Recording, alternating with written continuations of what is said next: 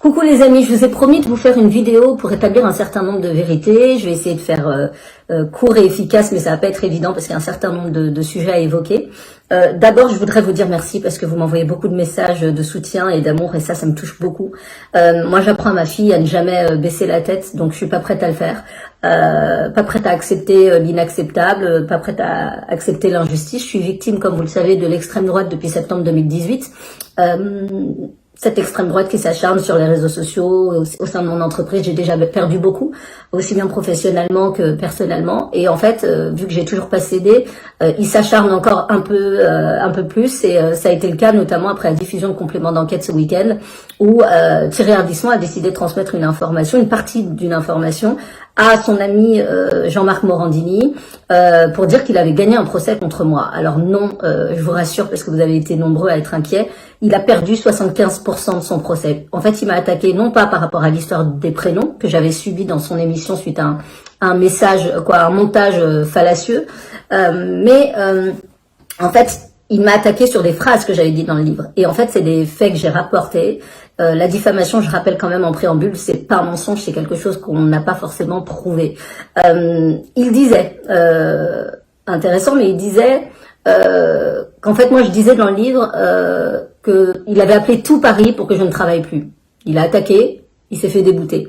Il disait également que j'avais dit qu'il s'était rendu dans un restaurant avec des mineurs et des intentions douteuses. Il a été débouté, pareil, le tribunal a considéré qu'il n'y avait pas de diffamation. Il a également déclaré que j'avais fait filmer l'émission. Évidemment, on a fourni une vidéo au tribunal et le tribunal a considéré qu'il n'y avait pas de diffamation et que je n'avais pas fait filmer l'émission telle qu'il le disait partout. Donc, il n'y avait pas de diffamation là encore. Et le seul point sur lequel on m'a embêté, c'est parce que j'avais déclaré qu'il s'était rendu dans un restaurant qui est à Paris 8e, avenue Franklin Roosevelt, et que dans ce restaurant, il y avait une communauté juive assez importante et qu'en arrivant, il a décidé de dire « Vire-moi cette table de poufias, il y a que des juifs chez toi ». Et le tribunal a considéré que j'amenais pas la preuve de mes propos. Et donc, c'est uniquement là-dessus que le tribunal a décidé de me condamner à 1 euro symbolique.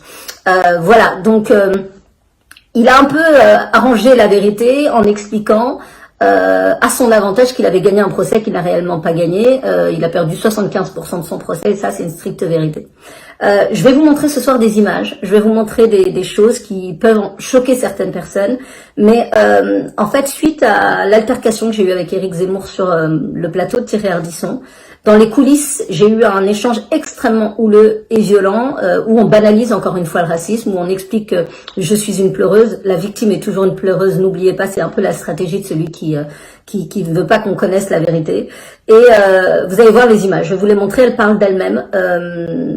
C'est des images que vous avez jamais vues. Il y a la partie évidemment où je réponds à Éric Zemmour.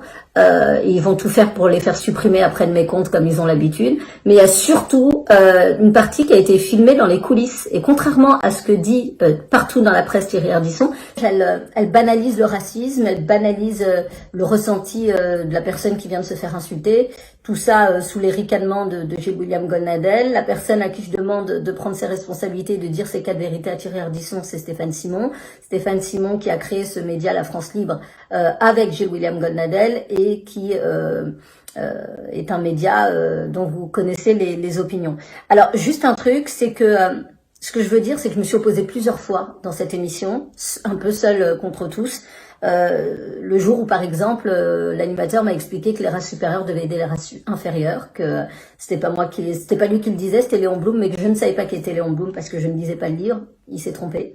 J'ai toujours, avec détermination, refusé tout ça, et donc à la fin, ils avaient effectivement un peu de mal à accepter que je sois là. Ça a été notamment le cas lorsqu'ils ont souhaité, à la fin de la saison, me mettre de côté dans une émission où était présent Gilbert Collard, et ils ne souhaitaient pas que je l'embête trop, parce que c'était un ami de Gilles William Goldnadel, et donc par conséquent, ils ont voulu, j'ai appris dans les coulisses effectivement que je ne devais pas être présente.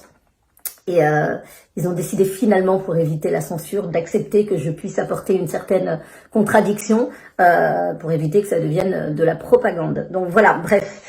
Je vais m'arrêter là sur ces déclarations-là. C'est évidemment pas terminé. Je voudrais vous dire qu'en fait, suite à cette séquence que vous voyez, suite à ce qui s'est passé, j'ai alerté la direction du groupe Canal+.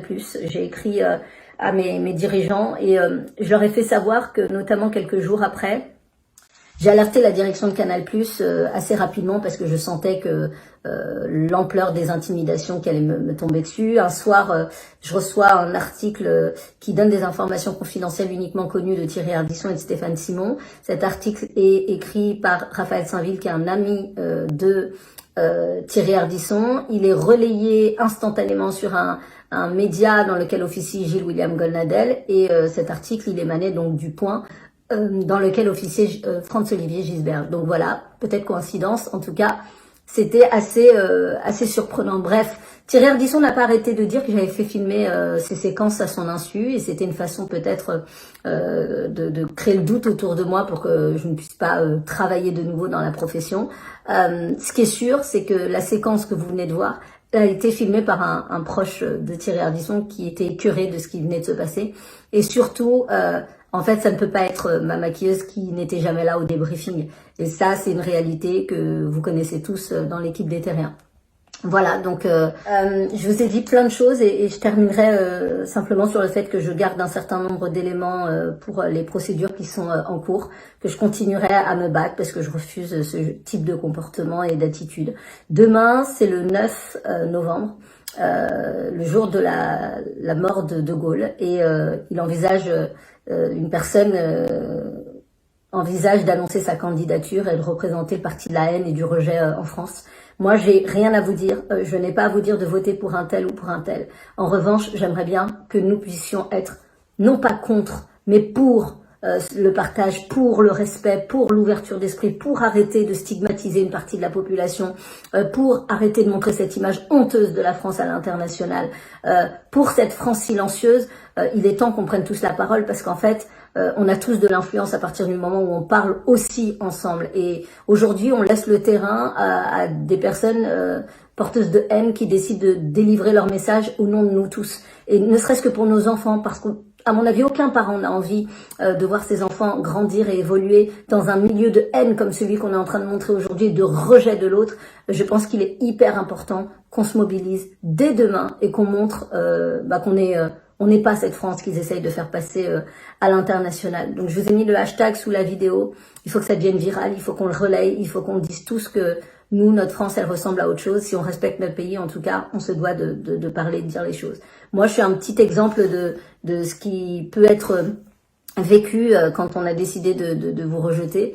Et ça ne change absolument rien parce que je suis une femme indépendante, une femme libre, une femme qui sait d'où elle vient, qui sait qui elle est, et par conséquent je refuse, malgré toutes les difficultés et ce que j'ai eu à vivre, d'accepter tout ça. Et je pense que au nom de tous ceux qui ont à l'accepter au quotidien, on doit faire front ensemble et on doit porter un message positif pour nos enfants, si on n'a pas d'enfants, pour nos jeunes, pour nous-mêmes, parce que je pense qu'on sent tout ce climat anxiogène en ce moment et ça va être de pire en pire, la campagne présidentielle arrivant, et je pense que c'est important de faire entendre une voix plus positive et plus plus plus de paix, en tout cas, c'est ce qu'on mérite tous.